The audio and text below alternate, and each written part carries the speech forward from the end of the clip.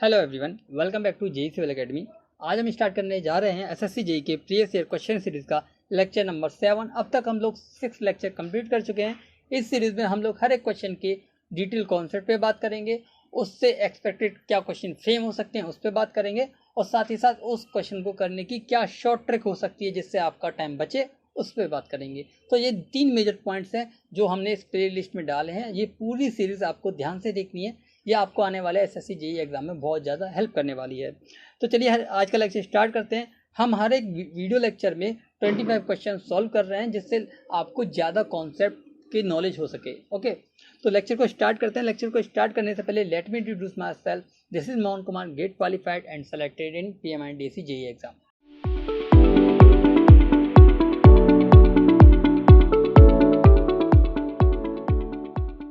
तो इस लेक्चर का जो फर्स्ट क्वेश्चन है वो क्वेश्चन नंबर है 51। क्वेश्चन में लिखा है in valuation identify the method that is not used for assessing the rateable value of property. देखिए, आपको ऐसे क्वेश्चन बहुत ज़्यादा फ्रेम कर रहा है एसएससी जेई। आने वाला जो नेक्स्ट एग्जाम होने वाला है एसएससी जेई का, तो वहाँ पे भी ऐसे क्वेश्चन फ्रेम होने हैं। ठीक है, तो ऐसे क्वेश्चन के केस में आपको क्या पता होना चाहिए? आपको जो है वो पता होना चाहिए या फिर जो नहीं है वो पता होना चाहिए, क्योंकि यहाँ पे बोला है नॉट, तो आपको जो मेथड है वो पता होंगे, तो जो नहीं है वो पता आपको ऑलरेडी हो जाएगा एलिमिनेशन मेथड से। ठीक है, कौन कौन से मेथड होते हैं? एक कैपिटल वैल्यू मेथड होता है, एक प्रॉफिट बेस्ड मेथड होता है, एक रेंटल मेथड होता है। ठीक है, ये मेथड होते हैं किसके? रिटेबल वैल्यू ऑफ प्रॉपर्टी के। लेकिन इसमें पूछा कौन सा नहीं है, तो नहीं कौन सा नहीं है यहाँ पे? वह क्वेश्चन नंबर 3, ऑप्शन नंबर 3, ये इसका राइट आंसर है, क्योंकि ये मेथड रिटेबल वैल्यू के लिए नहीं यूज करते, ये यूज करते हैं हम लोग बुक वैल्यू के लिए। ओके, बुक वैल्यू के लिए। तो यहाँ से आपका पूरा कॉन्सेप्ट क्लियर हो सकता है। आपको ऐसे क्वेश्चन इस तरह करते हैं एलिमिनेशन मेथड से, बहुत क्विकली हो जाते हैं। ठीक है, एलिमिनेशन मेथड यूज कीजिए और क्वेश्चन को आसानी से हल कीजिए। ओके, तो चलिए बढ़ते हैं नेक्स्ट क्वेश्चन की ओर। अगला क्वेश्चन है while using a theodolite how to change the reading on horizontal circle while measuring an horizontal angle. तो ये आपका फील्ड में करा होगा, तो इसका एक सिंपल प्रोसेस होता है इसको करने के लिए। अपर क्लैंप को हम लोग लूज कर देते हैं, लोअर क्लैंप को हम लोग टाइट कर देते हैं। Okay, simple. अगर आपने ये प्रैक्टिकल ऑन साइट किया है तो आपको इसकी नॉलेज होगी। ये कोई रटने वाली बात नहीं है, प्रैक्टिकल बात है। अगर आपने किया हो तो आपको इसका आंसर पता होगा। ओके, तो चलिए नेक्स्ट क्वेश्चन की ओर बढ़ते हैं। अगला क्वेश्चन है a trapezoidal canal of bottom width कितना है? D and depth D and side slope Z ratio 1 is formed in cutting for a length L. It is proposed to provide lining on to the canal. The surface of area of the canal is। देखिए, question approach करने का दो तरीके होते हैं। एक होता है कि आपको जो गिवन डाटा है उससे आप बढ़ते जाइए और ऑटोमेटिकली अननोन वैल्यू आपको आ जाएगी, तो वही आपका आंसर होगा। दूसरा मेथड होता है कि उस अप्रोच को आप फॉलो कीजिए कि क्या आपको फाइंड आउट करना है, कौन सा फॉर्मूला लगना है और उसमें क्या क्या नीड्स हैं वो आपको पता होनी चाहिए, कहाँ से और किस तरह निकालनी है, जो कि सबसे बेस्ट अप्रोच है और शॉर्ट टाइम में क्वेश्चन जिससे सॉल्व होता है। देखिए, तो हम लोग सेकंड अप्रोच पे चलने वाले हैं जो कि सबसे बेस्ट है। तो यहाँ पे पूछा क्या आपसे? The surface area of the lining of canal. तो आपको जो एरिया पूछा है, एरिया कितना होता है? Length to width. मैं आपको ये शीट बोलूँ, ठीक है, इसकी शीट की लेंथ बोलूँ L है, ये विड्थ आपकी B है, तो उसका एरिया ये होगा। तो हमको कैनाल का जो लेंथ है वो तो पता है L है, लेकिन जो विड्थ है वो नहीं पता, ये वाली। ठीक है, किस किस सरफेस पे होना है, तो हमको विड्थ निकालनी है कि कितनी होने वाली टोटल। ठीक है, तो हम लोग कैनाल का ये क्रॉस सेक्शनल बना लेते हैं। ये कैनाल होती है हमारी। ठीक है, ये डेप्थ D है, ये विड्थ बॉटम विड्थ P है, ये Z रेशियो 1 यहाँ पे, Z रेशियो 1 यहाँ पे। इसका मेन कॉन्सेप्ट कुछ नहीं है, इसका है, इसका मतलब है कि Z आप हॉरिजॉन्टल चलते हो तो 1 वर्टिकल चलते हो, क्योंकि वर्टिकल कितना दे रखा है? D दे रखा है, यानी कि D का मल्टीप्लाई हम लोग यहाँ करेंगे तो D का मल्टीप्लाई यहाँ भी हो जाएगा। यानी कि ये वाली जो डिस्टेंस होगी, जब मैं यहाँ से ZD चलूँगा, कितना ZD चलूँगा यहाँ से, तो D इतना डाउनवर्ड चला जाऊँगा। ठीक है, डाउनवर्ड अपवर्ड दोनों हो सकता है। ठीक है, तो मैं यहाँ से D डाउनवर्ड चला जाऊँगा जो D है। अब मुझे क्या क्या फाइंड आउट करना है विड्थ में? एक ये वाली लाइन, ठीक है, और ये वाली लाइन और ये वाली लाइन, ये कैलकुलेट करनी है। तो विड्थ तो हमको B पता है, वो तो ओके, तो हमको क्या फाइंड आउट करना है? ये वाला। तो हम लोग ये वाला ट्रायंगुलर देख सकते हैं ये आपको, तो हमको ये वाली ये लेंथ पता करनी है। ठीक है, एक साइड की, क्योंकि सिमेट्रिकल है तो दूसरी साइड की भी उतनी होगी, तो हम लोग एक साइड पे काम करेंगे। तो ये वाली किस तरह निकलेगी, ट्रायंगुलर मेथड से निकलेंगी, ठीक है, कि A square equal to B square हम लोग करते थे ना 10th में, कि कर्ण का स्क्वायर होता है इक्वल टू आधार का स्क्वायर प्लस लंब का स्क्वायर, हिंदी में यूपी बोर्ड वाले जो बोलते हैं अभी, ठीक है। तो उस कॉन्सेप्ट से हम लोग निकालेंगे आपका जो टोटल विड्थ निकालेंगे, ये बी प्लस 2 कर देंगे, 2 इस वजह से कर देंगे क्योंकि एक तो ये वाली हो गई और एक ये वाली हो गई, तो 2 हो जाएंगे। और इसको अब निकालेंगे तो आपका जो जेड है, सॉरी जो डी है वो बाहर आ जाएगा डी, और ब्रैकेट में बचेगा अंडररूट में 1 प्लस जेड स्क्वायर, ठीक है, 1 प्लस जेड स्क्वायर। और ये तो विड्थ है हमारी, इसमें हम किसका मल्टीप्लाई कर देंगे, एरिया के लिए एल का, ठीक है। तो यहाँ देखते हैं एल बी प्लस 2d और अंडररूट में 1 प्लस जेड स्क्वायर, तो option number 2 is the right answer. सबसे सिंपल क्वेश्चन था, बस आपको ये वाला कॉन्सेप्ट पता होना चाहिए था कि ये किस तरह काम करता है, ये स्लोप का, साइड स्लोप का, ओके। तो चलिए नेक्स्ट क्वेश्चन की ओर बढ़ते हैं। अगला क्वेश्चन है अ स्मार्ट स्टेशन इज, जो स्मार्ट स्टेशन होता है उसको क्या बोलते हैं, वो किस तरह का होता है। तो स्मार्ट स्टेशन कुछ नहीं होता, एक टोटल स्टेशन होता है और लेटेस्ट अपग्रेडेड वर्जन बोल सकते हैं हम इसको, इसमें अब जीपीएस भी इंक्लूड कर दिया गया है, ठीक है। तो इसका ऑप्शन नंबर 3 सही आंसर है। A total station with an integrated GPS module, उसको क्या हम बोलते हैं हम लोग, स्मार्ट स्टेशन, ओके। तो चलिए नेक्स्ट क्वेश्चन की ओर बढ़ते हैं। अगला क्वेश्चन है शिशुओं में पाए जाने वाला ब्लू बेबी रोग पानी के पीने में डैश की अधिकता के कारण होता है।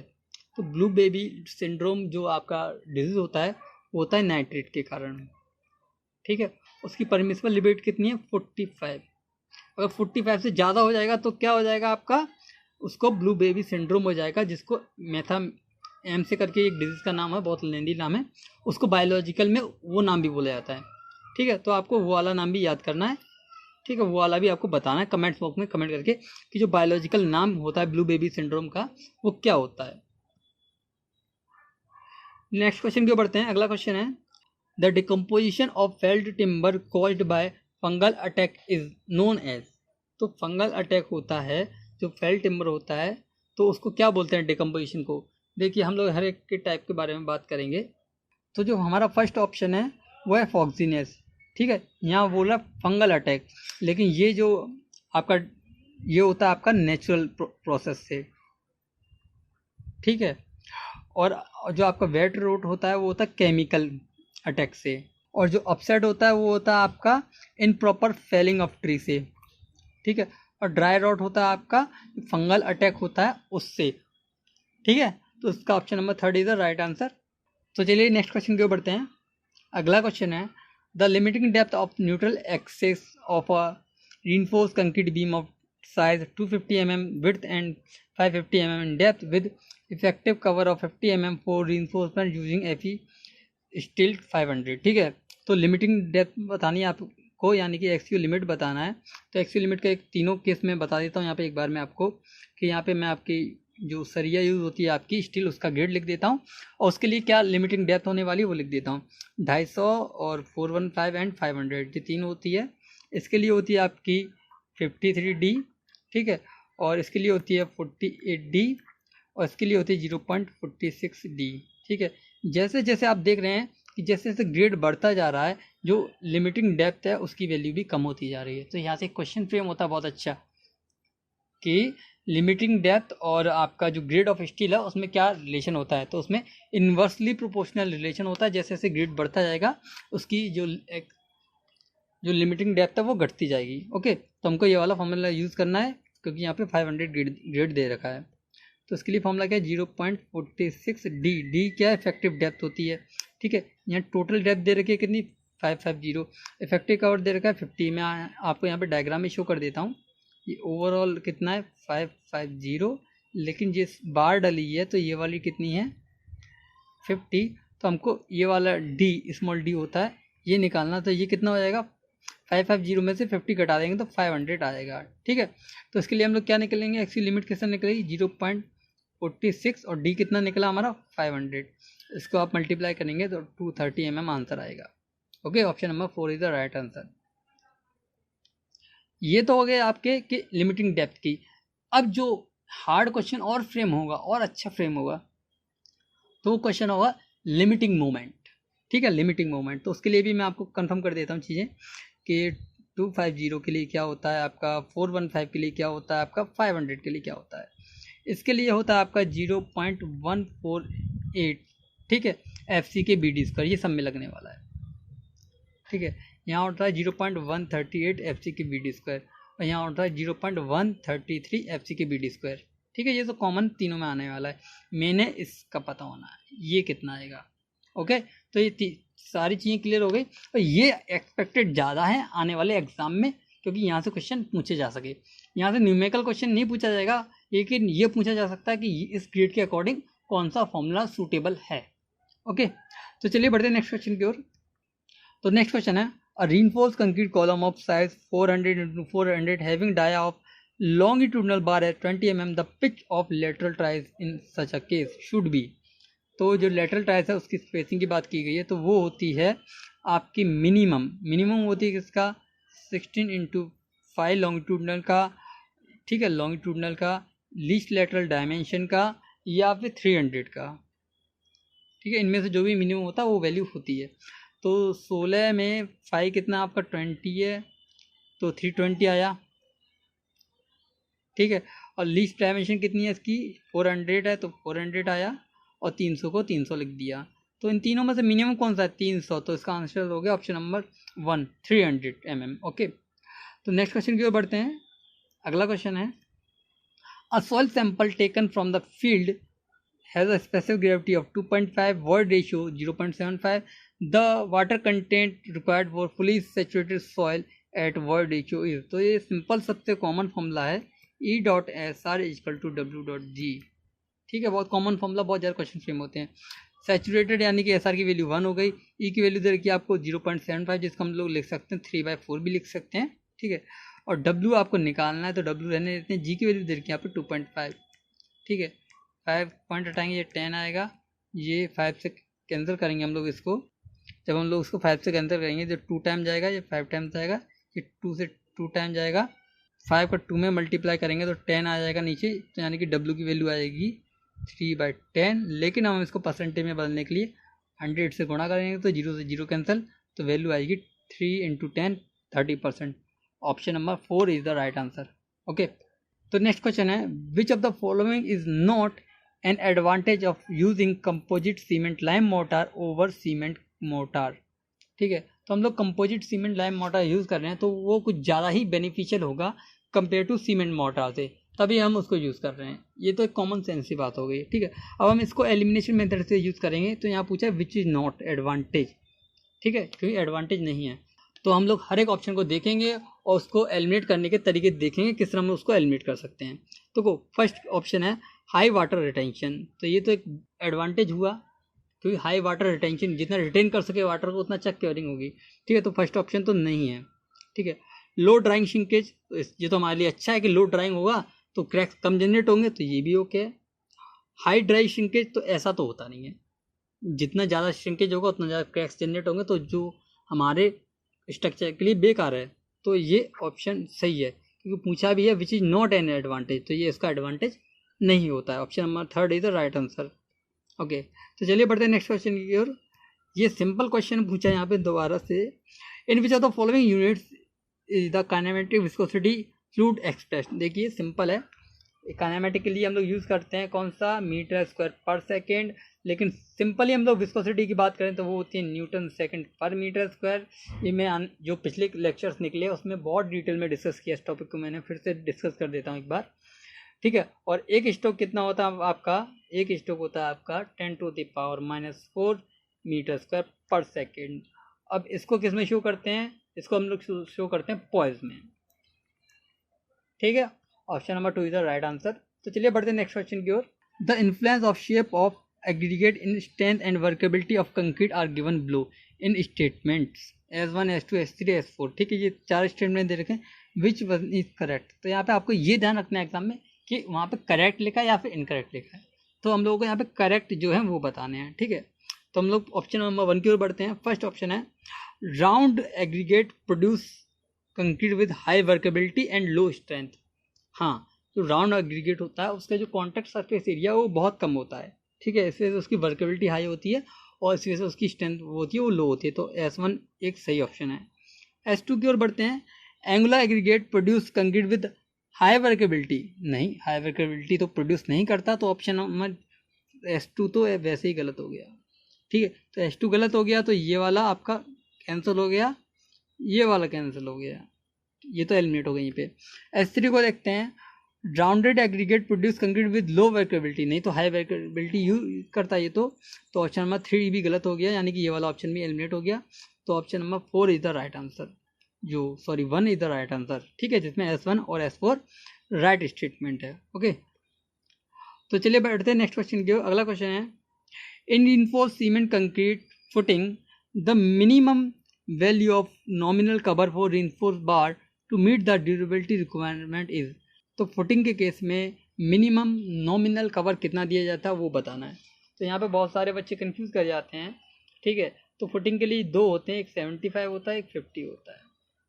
ठीक है, जो आपका 50 होता है वो आफ्टर पीसीसी होता है, यानी कि अगर आपने पीसीसी कर दिया है, आपने एक लेयर बिछा दी पीसीसी की, तो उसके बाद जो नॉमिनल आपको कवर देना है वो 50 mm का देना होता है।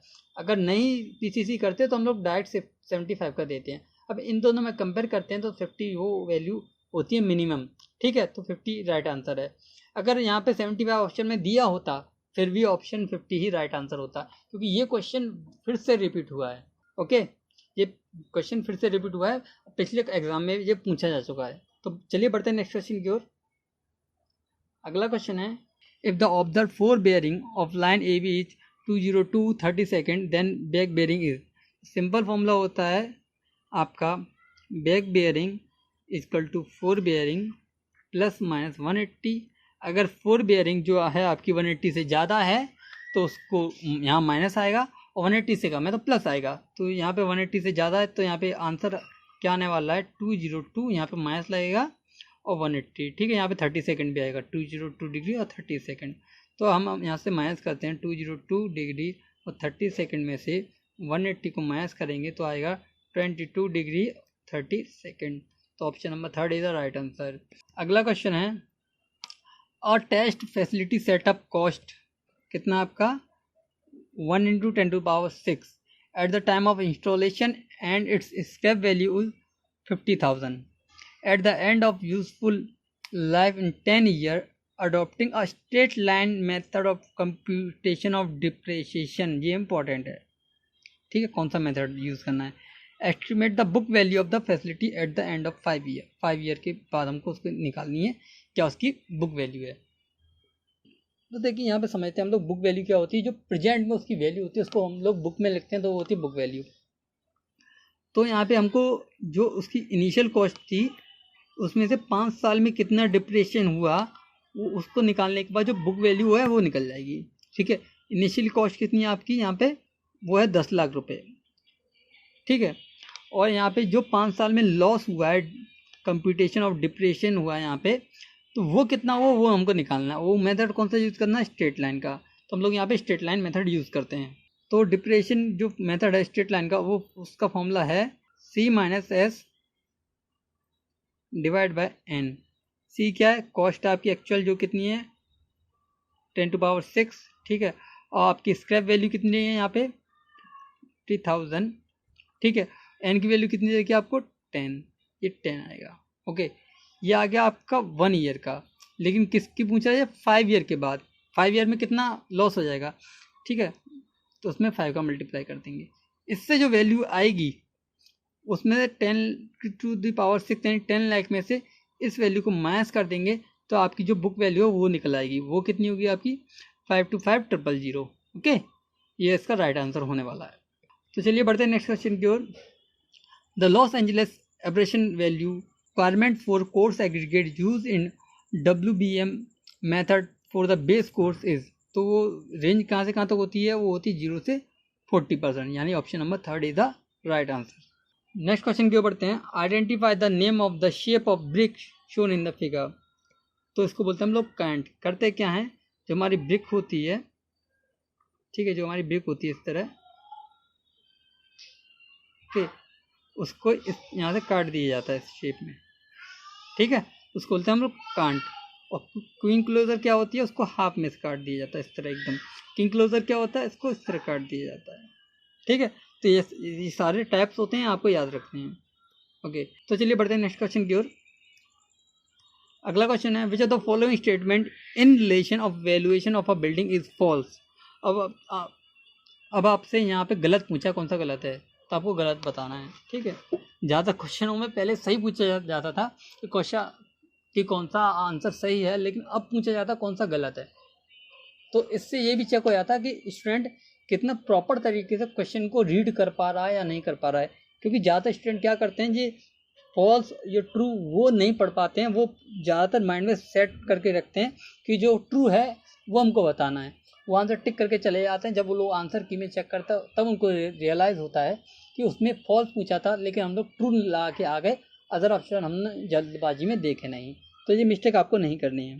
तो चलिए बढ़ते हैं फर्स्ट ऑप्शन की ओर। तो फर्स्ट ऑप्शन है, valuation is done either for buying और selling of the property. Yes, अब जब आप किसी प्रॉपर्टी को खरीदते हैं तो उसकी प्रेजेंट टाइम पे क्या वैल्यू है वो हम लोग चेक करते हैं। तो V1 स्टेटमेंट तो सही है। V2 स्टेटमेंट देखते हैं, bye conducting valuation the future value of the property is determined. Future value कभी भी डिटरमाइंड नहीं होती, वो प्रेजेंट वैल्यू डिटरमाइन होती है। तो ऑप्शन नंबर जो V2 स्टेटमेंट है वो गलत है। ठीक है, थर्ड देखते हैं, valuation is done for rent fixation और मोर्टगेजिंग। हाँ, इसके लिए हम लोग यूज़ करते हैं कितना परसेंटेज उस प्रॉपर्टी की जो वैल्यू है उसका कितना परसेंटेज हम लोग रेंट लेंगे। ठीक है, यानी कि V2 इस क्वेश्चन के अकॉर्डिंग जो गलत पूछा है वो सही आंसर है। ओके, तो चलिए बढ़ते हैं नेक्स्ट क्वेश्चन की ओर। अगला क्वेश्चन है, in chain surveying work for a traverse it is necessary to apply the correction due to sag और the tape the correction is. तो वो करेक्शन होता है वो कैसा होता है, देखिए, एक सैग के लिए, ठीक है, एक मीन सी लेवल के लिए, ये दोनों करेक्शन कैसे होते हैं, नेगेटिव होते हैं। ठीक है, तो ऑलवेज नेगेटिव। तो चलिए बढ़ते हैं नेक्स्ट क्वेश्चन की ओर। From the among different pollutants listed that cause air pollution identify the secondary air pollutant.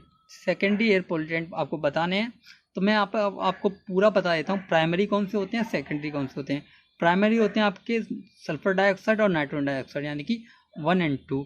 ठीक है, और जो आपका सेकेंडरी होता है वो होता है एसिड रेन, यानी कि इसमें सल्फर एसिड आ जाता है। ठीक है, तो option number 3 is the right answer, क्योंकि सेकेंडरी पूछा है यहाँ पे। तो चलिए बढ़ते हैं नेक्स्ट क्वेश्चन की। अगला क्वेश्चन है, for a cantilever beam of length L subjected to a moment M at its free end the shape of shear force diagram is. कोई भी शेयर फोर्स डायग्राम जनरेट नहीं होगा, क्योंकि आप देख सकते हैं डायग्राम में ये बीम है, यहाँ पे आपने सिर्फ मोमेंट जनरेट किया है। शेयर फोर्स क्या है, जब कोई फोर्स लगेगा तो उसी के रेस्पेक्ट में रेजिस्टेंस में ही तो शेयर फोर्स लगेगा। तो यहाँ पे कोई भी रजिस्टिव फोर्स लग ही नहीं रहा है, तो शेयर फोर्स तो क्या होगा, no shear force at any part of the beam. तो option number 1 is the right answer. लेकिन मोमेंट डायग्राम ड्रॉ होगा वो कुछ इस तरह ड्रॉ होने वाला है। ठीक है, तो चलिए बढ़ते हैं नेक्स्ट क्वेश्चन की ओर। अगला क्वेश्चन है, in levelling work the rise and fall method of computation provide and arithmetic check on. तो जो राइज और फॉल मेथड है वो कहाँ कहाँ पे चेक प्रोवाइड करता है, तो वो तीनों जगह चेक प्रोवाइड करता है, आपका बैक साइड पे, इंटरमीडिएट साइड पे और फोर्थ साइड पे। ओके, तो option number 4 is the right answer. तो चलिए बढ़ते हैं नेक्स्ट क्वेश्चन की ओर। अगला क्वेश्चन है, एज पर IS 800/2007 maximum effective slenderness ratio for a member carrying compressive load resulting from dead and impose load. ठीक है, तो ये इसकी वैल्यू कितनी होती है आपकी, 180 होती है। तो 180 इज द राइट आंसर। तो चलिए बढ़ते हैं नेक्स्ट क्वेश्चन की ओर। अगला क्वेश्चन है, what is the total central line length for the plan shown if the thickness of the walls is 30 centimetre. तो सिंपल है, यहाँ पे आपको कुछ नहीं करना। ठीक है, अब हम लोग पहले बात करते हैं इस वाली लाइन की। ये एक ये रही और एक ये रही, ये 2 लाइनें हैं। ठीक है, तो हम लोग एक का कैलकुलेट करेंगे, उसमें 2 का मल्टीप्लाई कर देंगे। इस तरह हम वर्टिकल की बात करें तो वर्टिकल भी 3 है, तो हम यहाँ पे 1 का कैलकुलेट करेंगे, उसमें 3 का मल्टीप्लाई कर देंगे। ओके, तो हम लोग पहले हॉरिजॉन्टल लाइन का बात करते हैं, इस वाली लाइन की बात करते हैं। तो यहाँ पे ये वाली कितनी होने वाली है, 4। ठीक है, तो 4 ये होगी। ठीक है, ये में 30 सेंटीमीटर यहाँ आ जाएगी, यानी कि 0.30। और ये कितनी होने वाली है, 3 होने वाली है, यानी कि +3। ये हमने इन टू इन चेक कर ली। ठीक है, और इधर हाफ लेंगे, यानी कि 0.30/2 और इधर हाफ लेंगे यानी 0.30/2, तो हम लोग उनको एडिशन करके 0.30 डायरेक्ट लिख सकते हैं। ठीक है, तो ये आ गई आपकी 7.60, क्योंकि दो है हॉरिजॉन्टल, ये 1 ये 2, तो हम ये लोग यहाँ पे 2 का मल्टीप्लाई कर देंगे। ओके, तो यहाँ पे कितना आएगा, यहाँ पे 0 6 2 12। ठीक है, तो यहाँ पे 15.20 यहाँ पे वैल्यू आएगी इसकी। अब हम लोग बात करते हैं वर्टिकल की।